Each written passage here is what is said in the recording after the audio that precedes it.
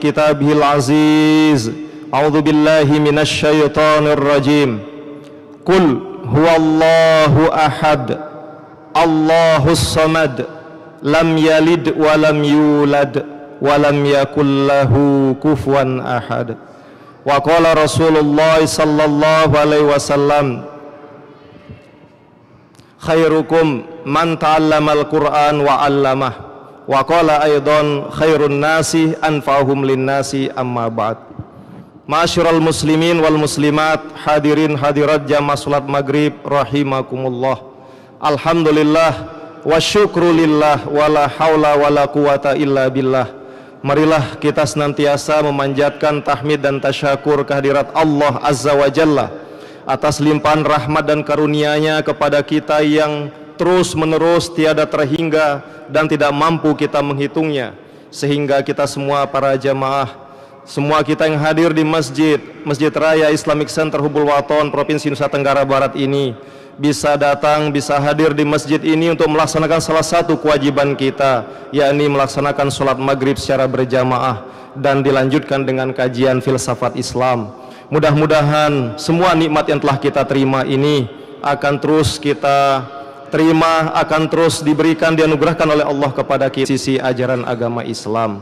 Mudah-mudahan ini semua akan kita terima sekali lagi dan kita manfaatkannya untuk kemakmuran masjid, untuk menyebarkan kebaikan, ilmu pengetahuan, syiar-syiar agama, dakwah Islamiyah dan sebagainya. Amin ya rabbal alamin.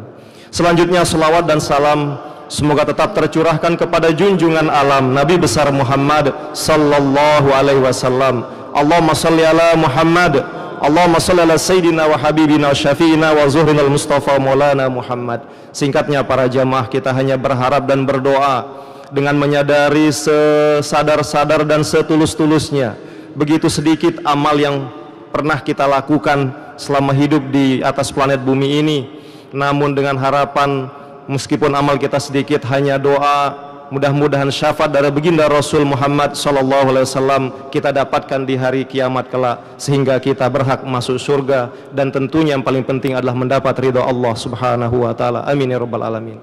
Hadirin hadirat jamaah salat maghrib rahimakumullah, izinkan kami menyampaikan satu tema yang berbeda dari sebelumnya pada malam Ahad ini, yakni tanggal 23 Maret 2019 miladiah atau bertepatan dengan malam 17 Rajab 1440 Hijriah. Tema kita kali ini adalah berkaitan dengan diskursus atau kajian tentang konsep ketuhanan, ya, dalam hazanah filsafat Islam. Para hadirin hadirat jamaah salat maghrib rahimakumullah, sebelum kami menyampaikan pembahasan atau kajian tentang masalah ketuhanan ini, yang pertama kita berharap bahwa materi ini, kajian ini memang sedikit agak mendalam. Dalam pengertian, mari kita simak apa penjelasannya, kita coba renungkan baik-baik. Kalau ada yang ditanyakan nanti kita tanyakan setelah waktunya. Jadi memang karena kalau kita berbicara tentang filsafat, apalagi menyangkut masalah Tuhan, pasti banyak pertanyaan, boleh jadi juga banyak protes di sana. Kenapa Tuhan dibahas? Kemarin sudah ulama dibahas, kok sekarang pindah ke masalah Tuhan begitu? Ya, jadi memang sebetulnya sudah lama ini kami sampaikan, tetapi karena waktu itu isu nasional muncul, banyak pertanyaan, siapa sih ulama yang sebenarnya? Akhirnya persoalan masalah eksistensi hakikat Tuhan ini dan tanda kutip kami pindahkan ke belakang, yakni pada malam ini. Karena ini ada masalah penting yang perlu kita bahas tentang ya pandangan agama, pandangan Al-Quran tentang ulama yang sebenarnya, fungsinya, kemudian jika terjadi krisis ulama apa yang mungkin dilakukan. Nah, itulah yang kita sampaikan sebelumnya, sehingga sekarang kita bahas tentang masalah hakikat ketuhanan. Ini yang pertama. Yang kedua, ini juga menemukan momentumnya para jamaah. Kenapa? Karena 2 atau 3 minggu sebelumnya, ya, warga muslim di Indonesia, ya mungkin Pelungguh juga tahu itu dan pernah ditanyakan dalam pertemuan sebelumnya, ribut, ya, hingar-bingar di sana terkait dengan konsep kafir yang sebenarnya. Siapa sih kafir yang sebenarnya? Atau bolehkah kita mengatakan non muslim atau orang yang di luar agama Islam otomatis kafir. Misalnya kita punya teman yang tidak beragama Islam dan kebetulan dia adalah salah satu pemeluk agama samawi lainnya. Misalnya dia pemeluk Kristen, pemeluk agama atau Yahudi. Kita katakan dia kafir, bisa enggak? Atau di luar dari itu misalnya, anggaplah Yahudi dan Nasrani atau Kristen dan Yahudi itu adalah satu keluarga besar dari agama samawi, agama langit. Tidak kita katakan kafir. Tapi kita panggil yang di luar ini, seperti misalnya saudara kita dari atau pemeluk Hindu, Buddha, Konghucu dan sebagainya, kita katakan mereka kafir. Apa sah atau tidak? Nah, ini yang kemudian memunculkan keinginan kami untuk membahas masalah ketuhanan ini. Sekali lagi para jamaah, memang ya, pembahasan tentang ketuhanan ini membutuhkan sekali lagi penelitian dan kajian yang serius. Dan karena salah satu ya bahan yang dikaji atau jadwal yang ada di masjid ini masalah filsafat Islam, maka nanti kita akan bertemu kepada istilah-istilah yang boleh jadi tidak pernah kita dengar. Dan kalaupun pernah kita dengar dan sekarang kita dengar penjelasannya lagi akan memusingkan. Tapi ini adalah sebuah resiko positif, sekali lagi positif, dengan niatan bahwa ini kita jadikan sebagai dasar berpijak ya, yang memiliki nilai positif. Dibanding kita tidak tahu, dibanding kita diam dalam ketidaktahuan, mendingan kita tahu, kita diskusi baik-baik dengan penuh keimanan, ya maka akan membawa nilai yang lebih baik ke depannya. Amin insyaallah. Para hadirin hadirat jamaah salat maghrib rahimakumullah, sebelum kami lanjut tentang masalah ketuhanan ini, kami teringat sekitar 10 tahun yang lalu itu ada kebijakan dari presiden saat itu yang masih Bapak SBY jadi presiden kita, di mana saat itu melaksanakan salah satu amanah undang-undang pendidikan terkait dengan guru dan dosen, ya, Undang-Undang Nomor 14 tahun 2005. Intinya apa? Terkait dengan guru, para jamaah, bahwa guru yang belum ya menempuh pendidikan S1 maka mereka wajib S1. Setelah S1 maka mereka perlu apa yang disebut dengan mengikuti program sertifikasi, ya, sertifikasi pendidik.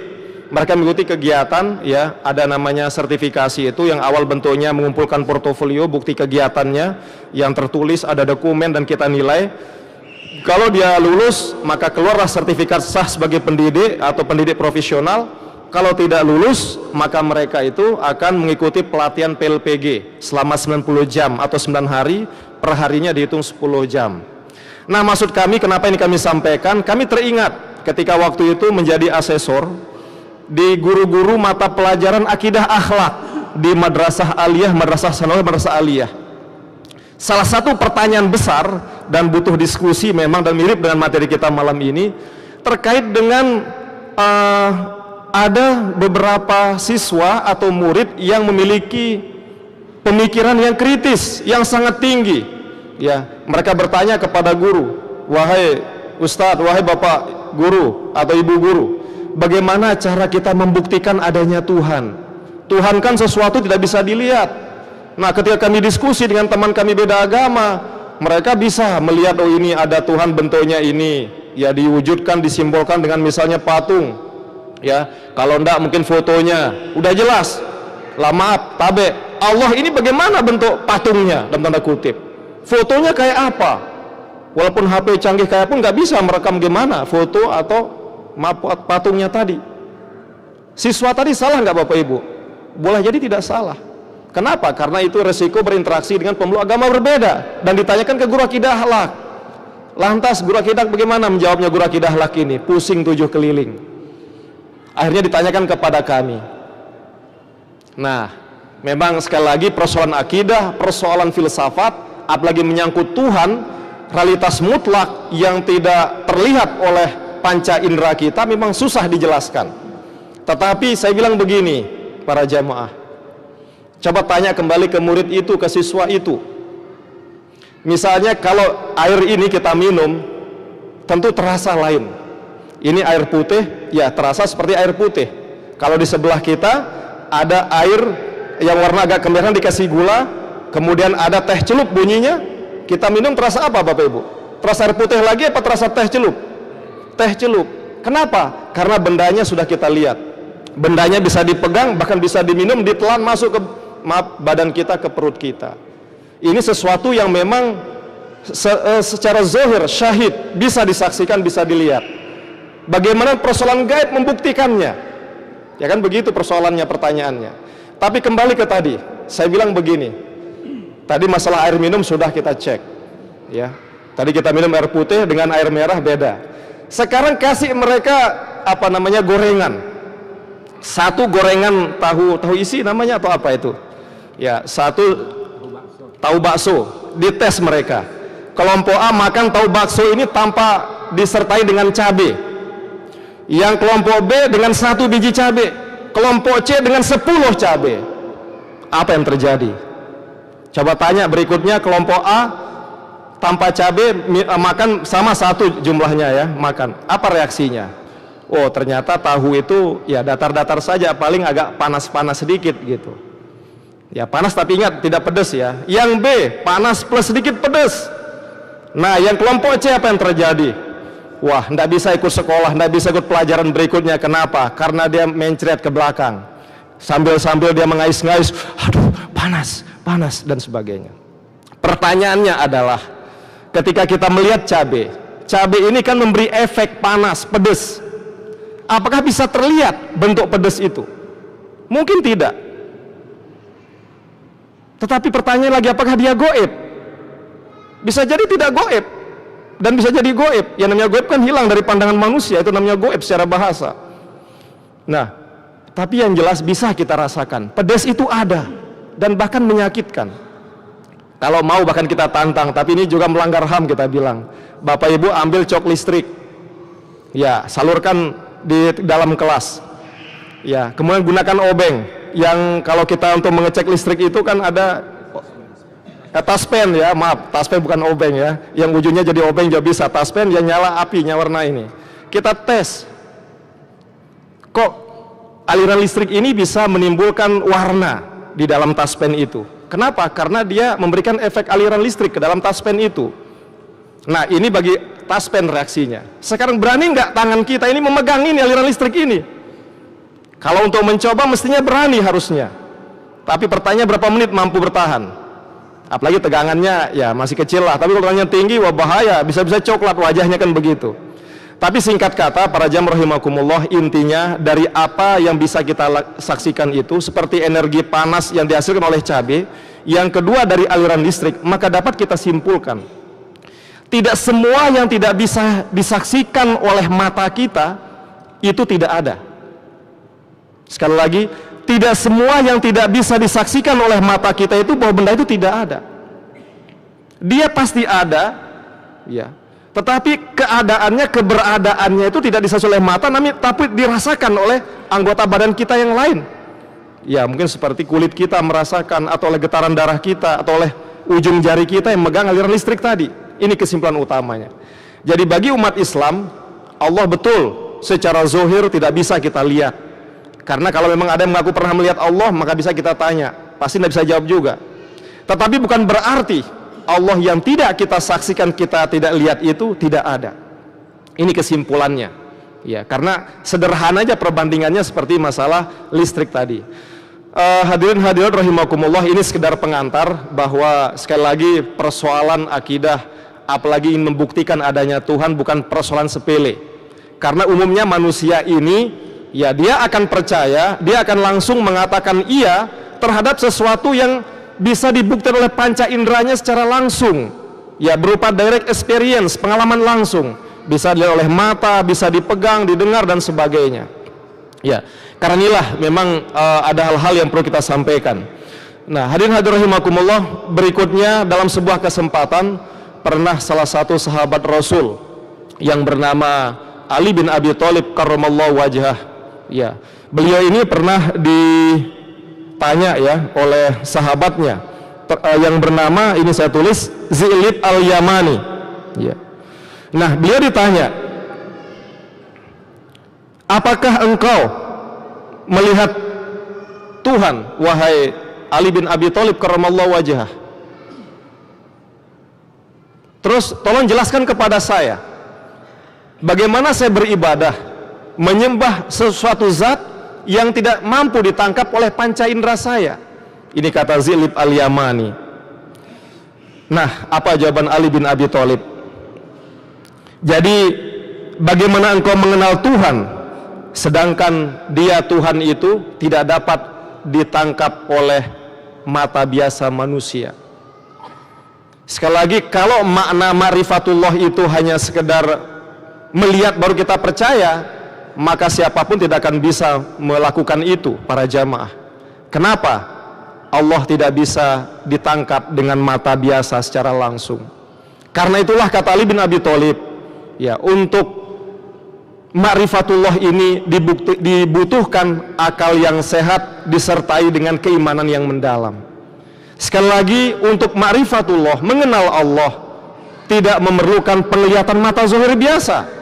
Karena kalau ini alatnya, maka sungguh kita semua tidak mampu. Kenapa? Yang dibutuhkan di sini adalah akal sehat disertai dengan iman yang hakiki terhadap Allah Subhanahu wa taala. Nah, dalam hal ini para jamaah rahimakumullah, untuk menguatkan pengalaman dan dialog dari sahabat Ali bin Abi Thalib ini, pernah salah seorang penulis hebat barat yang bernama Karen Armstrong, ya, dia nulis buku yang sangat aneh judulnya, tetapi sangat penting dalam wacana mengenal Tuhan, tidak hanya dalam agama Islam, tetapi baik di agama Yahudi maupun di agama Nasrani.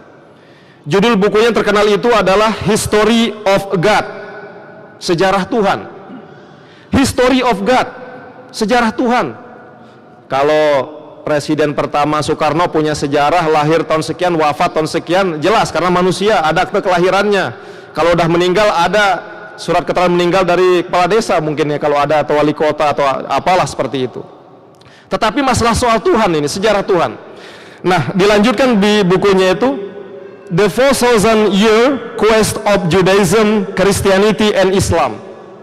Jadi sejarah Tuhan ternyata apa? Dia memaparkan pengalaman 4.000 tahun. 4.000 tahun dari bangsa Yahudi, bangsa Kristen, Nasrani, orang Kristen dan Islam dalam mencari Tuhan yang sebenarnya selama 4.000 tahun. Ya. Ternyata apa? Para jamaah rahimakumullah, tempat mereka datang hadir ketiga agama besar ini, yaitu Yahudi, Nasrani dan Islam, berbeda-beda. Kalau kita sekarang ini sholat berada di masjid. Kalau Kristen di mana? Di gereja. Kalau Yahudi di mana? Yahudi di mana Yahudi? Ya, silakan cari Yahudi di mana ya. Yang jelas kan kalau bangsa Israel ini ya sebagai atau apa namanya bangsa atau yang mendirikan negara Yahudi saat ini di Israel sana ya. Negara Israel Yahudi itu, jadi mereka juga tentu beribadah kepada Allah juga, karena mereka adalah agama samawi dan tempatnya bukan di gereja dan bukan di masjid. Kalau Kristen itu di gereja, Islam ini di masjid. Selama 4.000 tahun apa kata Karen Armstrong? Kesimpulannya apa? Ternyata setiap pemeluk agama ini memiliki kesimpulan yang berbeda terkait dengan konsep Tuhan yang sebenarnya. Itu disesuaikan dengan kondisi dan akal pikiran mereka. Tidak usah jauh-jauh, maaf hadirin rahimakumullah, kita ini saja. Mungkin di antara kita ini ada yang jalur pendidikannya di madrasah saja, ada yang tidak sempat kuliah, yang lainnya ada di SMA tidak sempat kuliah tapi di perguruan tinggi umum. Ada juga yang pernah di SMA kemudian kuliah di perguruan tinggi Islam. Maka kalau ditanya, menurut Anda tentang zat Allah ini bagaimana? Bisa jadi beda penangkapannya. Dia hanya bisa menjelaskan Allah punya sifat, ya, apa yang disebut dengan nama juga, Asmaul Husna, kan ada 99 nama. Tetapi intinya ternyata menurut si Karen Armstrong ini, para jamaah, semua umat manusia ini dalam tiga agama berbeda ini, mereka tidak mampu mengenal hakikat Tuhan, zat Tuhan. Nah, dalam hal ini ternyata kesimpulan dari Karen Armstrong ini pernah juga dialami oleh tadi sahabat Ali juga seperti itu. Pernah sebelum Ali juga Abu Bakar As-Siddiq pernah ditanya oleh sahabat yang lain, wahai Abu Bakar, bagaimana engkau mengenal Tuhan, bagaimana engkau mengenal Allah? Jawaban Abu Bakar As-Siddiq, para jamaah, saya mengenal Allah dengan Allah. Artinya apa? Allah pasti ada, itu sebabnya kita mengenalnya. Seandainya Allah tidak ada, kita tidak akan mengenalnya. Lah, tetapi Anda kok menjawab seperti itu? Berarti Anda tidak mampu mencapai hakikat tentang pemahaman Anda yang sempurna tentang Allah. Apa jawaban dari Abu Bakar As-Siddiq ya radhiyallahu an? Al-ajzu anil idraki idrakun. Sekali lagi, al-ajzu anil idraki idrakun. Apa katanya? Ketidakmampuan kita, kelemahan kita untuk menangkap hakikat Allah, itulah pengetahuan yang sebenarnya. Gimana kira-kira bisa masuk nggak di pikiran kita? Ketidakmampuan kita, ya ketika kita lama mencari ayat, merenung, ya alam semesta dan sebagainya untuk mengenal Allah lebih lanjut, dan ternyata kita lemah untuk mengetahui hakikat Allah, itulah pengetahuan yang sebenarnya. Intinya apa? Ternyata memang sekali lagi manusia ini tidak akan mampu mengenal secara sempurna zatnya Allah. Karena itu memang para jamaah pernah, ya ada riwayat mengatakan Rasulullah memang, ada riwayat mengatakan Ali bin Abi Thalib, ya dikatakan apa? Tafakkaru fi khalqillah wala tafakkaru fi dzatillah. Berfikirlah karena itu tentang ciptaan Allah, jangan pernah berpikir sekali lagi tentang zatnya Allah. Kenapa? Kita tidak akan mampu. Seperti tadi kata Abu Bakar, al-ajzu anil idrak, kita lemah untuk mencapai pengetahuan hakiki tentang zatnya Allah. Jadi kesimpulannya para jamaah, 4000 tahun manusia, sejarah manusia mencari informasi pengetahuan yang sejati tentang hakikat zat Allah, mereka tidak mampu. Terdapat al-ajzu di sana, ketidakmampuan. Dan memang ternyata sekali lagi agama termasuk di Al-Quran ya selalu menyuruh kita untuk perhatikan alam semesta saja, bahwa Allah ini maha kuasa, Allah ini maha kaya, Allah ini pengasih dan penyayang dan sebagainya. Tapi tidak pernah dijelaskan secara lebih hakiki Allah ini zatnya ini, ya hidungnya apakah ada seperti manusia, mata atau tangan atau kaki, tidak dijelaskan. Ya itulah sekali lagi, maka kita dianjurkan karena itu, karena ketidakmampuan akal kita, cukup kita mengenal namanya, cukup kita mengenal sifat-sifatnya, dan termasuk juga ciptaan Allah yang ada di alam semesta ini. Para jamaah rahimakumullah, ya sebelum kami berikan kesempatan untuk mungkin tanya jawab, kalau kita perhatikan di dalam Al-Quranul Karim, ya dari 6.666 ayat Al-Quran, ya, jadi terdapat kurang lebih 2.697 nama Allah yang ada dalam Al-Quranul Karim. 2.967 di sana, maaf 2.697, 2697 jumlah asma atau kata Allah yang terdapat dalam kitab suci Al-Quran. Nah salah satunya kita mungkin kenal ya, atau sering kita baca di dalam sholat kita, yaitu suratul Ikhlas. Ya di sana sudah jelas ada kata Allah disebut di samping pada surat-surat yang lain. Bismillahirrahmanirrahim.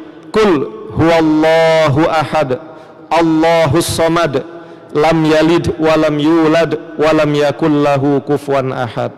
Katakanlah, qul huwallahu ahad, dialah Allah yang maha esa. Allahus samad, apa arti Allahus samad? Allah adalah tempat bergantungnya segala sesuatu. Qul huwallahu ahad, Allahus samad, lam yalid walam yulad. Allah ini tidak beranak, tidak melahirkan anak, dan juga tidak diperanakan. Walam yakul lahu kufuwan ahad, dan tidak ada satupun ya yang ada di alam ini yang layak menjadi sekutu bagi Allah. Saking tidak ada apa-apanya, saking lemahnya seluruh makhluk ini. Nah dalam hal ini para jamaah rahimakumullah, sebelum kita lanjutkan, izinkan kami menyampaikan tentang asbabun nuzul ayat ini, di mana ayat atau surat Al-Ikhlas ini ya turun di periode Mekah, atau termasuk ayat Makkiyah. Menurut Ubay bin Ka'ab, ayat ini turun di mana kaum musyrik Arab ini datang kepada Rasul. Ya Rasul, kami ini buta tentang nama Tuhan, tentang sifat Tuhan dan sebagainya. Kami ingin bertanya kepada engkau, apakah Tuhan yang engkau sembah itu ada hubungan nasabnya enggak dengan Tuhan kami? Mana yang lebih besar, mana yang jadi kakak, mana jadi adik? Ya. Jadi itu pertanyaannya kaum musyrik Arab saat itu para jamaah. Ya, jadi mereka ini memang tidak bosan-bosannya ingin penasaran ya, Allah itu kayak apa? Apa Allah ini lebih besar dengan Lata Uzza, atau Lata Uzza lebih besar baru Allah terakhir karena nabinya nabi terakhir ini, kan begitu. Jadi itu pertanyaan mereka. Ada hubungan nasab enggak? Ini paling penting pertanyaannya menurut Ubay bin Ka'ab. Sehingga turunlah ayat ini. Nah, jadi lam yalid walam yulad. Allah ini tidak melahirkan.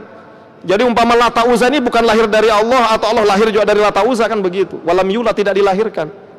Karena itulah para jamaah rahimakumullah, ingin kami katakan bahwa di dalam Al-Qur'anul Karim nama Allah Asma Al-A'zam ini, yang sangat mulia, yang agung ini, yang ada dalam kitab suci Al-Qur'an sungguh banyak di sana, sampai 2697 kali jumlahnya.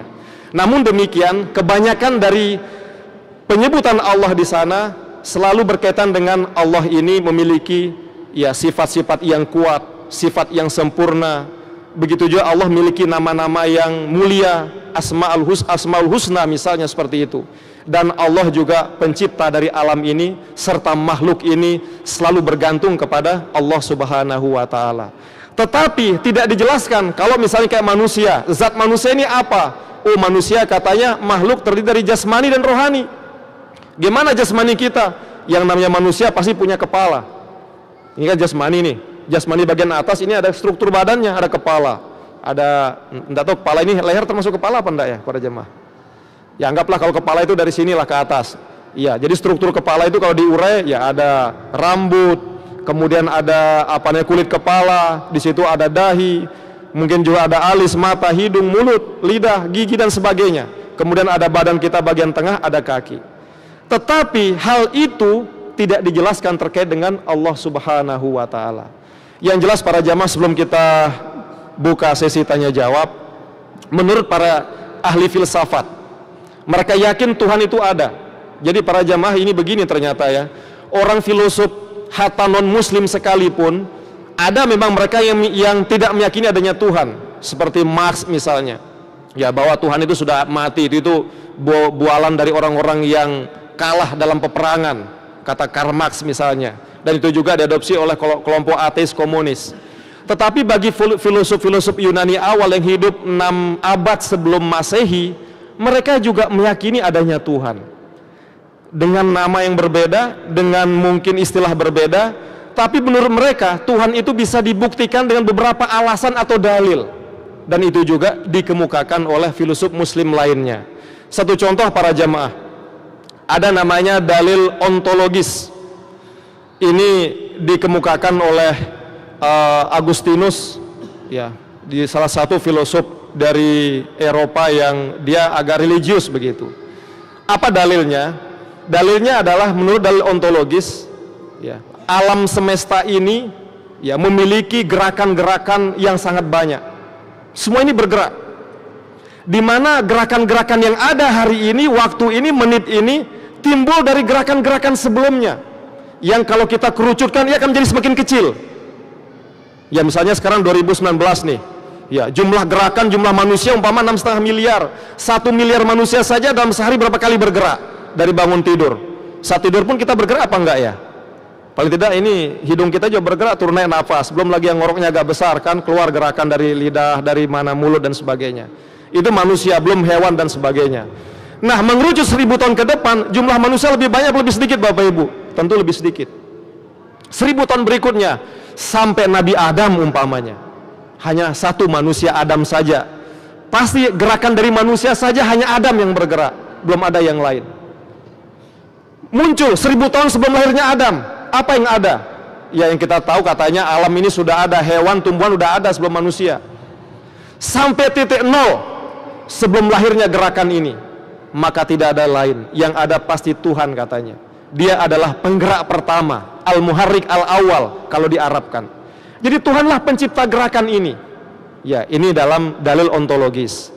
Kemudian yang berikutnya para hadirin rahimakumullah, kalau menurut Ibnu Rushd, salah satu filosof muslim yang terkenal juga, dan beliau juga ahli fikih yang menulis kitab Bidayatul Mujtahid, beliau menggunakan dalil inayah wal ikhtira. Dalil inayah wal ikhtira ini apa artinya? Dalil alam semesta, tentang ciptaan alam ini dan pemeliharaannya. Apa kata beliau? Secara logika, alam ini dari awal lahirnya, kalau kita menggunakan teori Big Bang, dentuman pertama, sehingga dari situ berproses alam ini para jamaah, ada zat yang pasti memelihara alam ini. Kenapa? Dia terlihat begitu teratur, begitu indah. Ya, dia memukau siapapun yang memandangnya. Ya, apalagi kalau zaman sekarang dan lahirnya satelit yang begitu hebat. Ya, ternyata kita tahu bahwa matahari tidak hanya satu di alam ini, tetapi boleh jadi jumlahnya miliaran tidak terhitung. Artinya itu membuat takjub manusia. Pasti ada yang menciptakan dan memeliharanya. Dan di dalam suratul Fatihah Allah tegaskan, Alhamdulillahi Rabbil Alamin. Apa arti Rob? Kita sering terjemahkan sebagai Tuhan saja. Rob ini banyak. Ya, makanya guru juga disebut Murabbi. Kenapa? Dia pemelihara. Pemelihara fisik, pemelihara jiwa muridnya. Allah adalah Rob, bukan hanya berarti Tuhan. Allah adalah pemelihara alam ini. Ya, jadi seandainya Allah tidak memelihara alam ini, para jamaah, umpama nih logika dari dalil ikhtira, dalil inayah wal ikhtira ini, 1 menit saja umpama dalam tanda kutip Allah atau Tuhan ini lalai, maka pasti hancur alam ini, pasti bentrokan satu sama lain. Bisa jadi dalil-dalil alam fisika yang ada dalamnya akan hancur, akan bentrok, kiamat pasti terjadi sebelum waktunya. Tapi Allah pasti pelihara itu semua, dan Allah katakan dalam Al-Fatihah tadi. Karena itulah menurut Ibnu Rushd, dengan dalil inayah, ya, perhatian wal ikhtira ciptaan ini, harus kita meyakini adanya Allah Subhanahu wa taala. Mungkin saya yakin Bapak Ibu ya, materi ini membuat kita pusing. Ya, yang bisa perhatikan dari pelungguh ini berkurut-buruk semua ini. Kalau kemarin apalagi bicara politik, wah ribut semua kita kan. Memang kalau bicara politik paling enak ya, bicara ekonomi, kekuasaan, tahta, politik paling enak.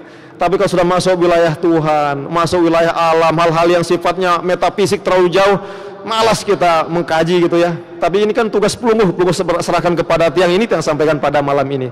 Mungkin ini yang dapat kami sampaikan pada malam ini. Jika ada pertanyaan disilahkan, nanti kita sambung kembali. Dan insya Allah juga persoalan ketuhanan ini tidak akan berhenti malam ini. Dia akan butuh 3-4 pertemuan berikutnya lagi.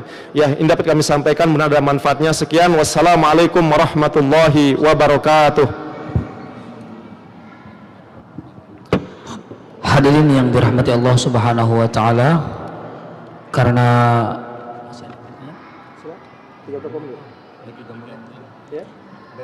baik, kita punya waktu tinggal 3 menit saja, mungkin 1 pertanyaan saja untuk mewakili.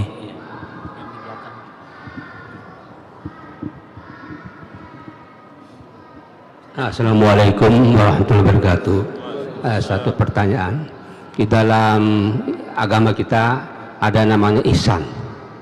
Ihsan itu antabudallah ka'annaka tarahu wa illam takun tarahu fa innahu yaraka. Antabudallah, kita menyembah Allah seakan-akan kita melihat Allah. Tapi jika kamu tidak melihat Allah, yakinilah bahwa Allah itu akan melihat kita. Bagaimana proses caranya kita dalam ibadah itu melihat Allah? Ada suatu aliran yang diikuti oleh banyak profesor sekarang ini, itu dengan melihat Allah itu melihat kepada Ka'bah. Fawalli wajhaka syatral Masjidil Haram. Jadi supaya konsentrasi, kita kan tidak bisa ya melihat. Tapi karena dalam ibadah kita kan ada saja gangguan-gangguan. Jadi kita bayangkan ya Ka'bah. Itu pendapat itu.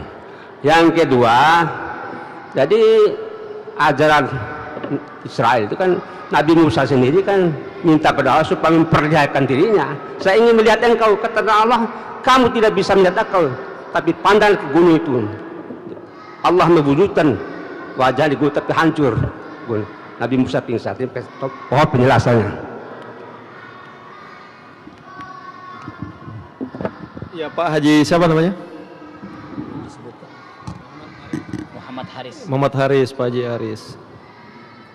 Ya, ini luar biasa ya, tentang terkait dengan bagaimana kita mendekati Allah ya, tentang kita ingin, karena seperti tadi ya. Jadi jawaban saya begini Pak Haji Haris, secara umum pertama, karena seperti kata Ali bin Abi Thalib juga ya, kita tidak mampu melihat Allah secara langsung, maka akhirnya manusia dan tanda kutip memiliki ikhtiar masing-masing dalam mendekati Allah. Sehingga tidak heran kemudian ada kelompok yang kayaknya kalau nggak salah dari Makassar itu, ada beberapa teman saya ikut ya. Jadi di antara kiat kita supaya beribadah ini tidak hampa, tidak kosong, maka hadirkan Allah dalam kalbu kita. Tapi persoalannya seperti tadi, supaya lebih jelas Allah seperti apa, gambaran tasawurnya karena kita tidak mampu melihatnya beliau, ya paling tidak rumahnya Baitullah, yakni Ka'bah. Ya, bagaimana ini? Kalau menurut yang dengan cara itu kita semakin dekat sama Allah, kita bisa nangis ingat dosa kita, kita bisa berharap banyak, khusyuk dalam beribadah. Menurut yang silahkan saja. Ini adalah bagian dari ikhtiar. Apakah salah enggak dalam sholatnya? Fikih tidak boleh menghukum ini salah. Yang jelas kalau fikih lain caranya. Karena itu para jamaah ini sudah tiang tulis sebenarnya. Paling tidak di dalam aliran Islam sendiri sesuai dengan ilmu yang berkembang ada 4 pendekatan melihat Allah. Kalau fikih dalam melihat Allah sebagai Tuhan, dia adalah hakim. Jadi hitam putih. Jadi kalau kita salah, kalau Allah ini akan mengazab kita. Kalau kita baik, Allah akan masukkan kita ke surga dan kenikmatannya. Tetapi dalam tasawuf, Allah ini adalah sumber rahmat. Allah ini Ar-Rahman Ar-Rahim, sumber cinta. Allah ini maha penyayang pada makhluknya. Allah ini pemelihara alam, tidak pernah tidur sedetik pun. Ya, apa dia surat ayat kursi kan ada itu. Allah tidak akan pernah ngantuk, tidak akan pernah tidur. Dan bahkan di lain ayat dijelaskan ya, setiap waktu Allah ini sibuk. Ya, Allah ini sibuk mengurus kita, mengurus semua makhluk ini, mengurus semuanya karena cintanya kepada makhluk. Nah, kelompok filsafat Allah mengatakan, mereka mengatakan apa? Allah ini adalah zat wajibul wujud namanya. Seperti tadi Muharrik al-Awwal. Karena Allah ini ada, alam ini ada. Wajibul wujud ini secara akal harus ada dulu. Tidak mungkin alam ini ada terus dia datang belakangan. Dia yang ada datang terlebih dahulu sebagai penggerak pertama, baru alam ini akan terjadi sampai saat ini. Nah, ada juga misalnya di aliran filsafat, tasawuf, fikih, dan teologi. Kalau teologi ini ada Tuhan ini adalah sebagai kholik pencipta yang wajib kita imani dalam surat Ikhlas tadi. Jadi dalam Islam sendiri ada 4 kalangan semacam itu Pak Haji ya. Tapi minggu depan atau pertemuan berikutnya kita akan bahas lagi. Terus masalah Nabi Musa yang tidak mampu melihat Allah, inilah juga dalil filsafat juga, ada dalil Qur'ani. Jangankan kita sekelas Nabi Musa yang juga kalimullah ya. Beliau ini digelari kalimullah. Wa kallamallahu Musa taklima. Musa kalimullah, Musa ini beliau saja nggak mampu lihat Allah secara zohir. Makanya ahli tasawuf mengatakan apa para jamaah? Kalau Anda mendefinisikan Allah, Allah itu akan jauh. Allah itu tidak usah didefinisikan. Kita beribadah saja, taat pada perintahnya, wujudkan cinta dalam agama ini, maka Allah akan hadir di dalam hati setiap orang yang beriman, yang selalu taat ikhlas kepadanya. Ini jawaban dari tiang singkat. Semoga ada manfaatnya. Pasti sekali lagi pusing kita ya, tapi ya pusing ini mudah-mudahan nanti kita semakin buka buku atau Al-Quran, ayat-ayat dan hadis yang lain. Wallahu a'lamu bishawab. Wassalamualaikum warahmatullahi wabarakatuh.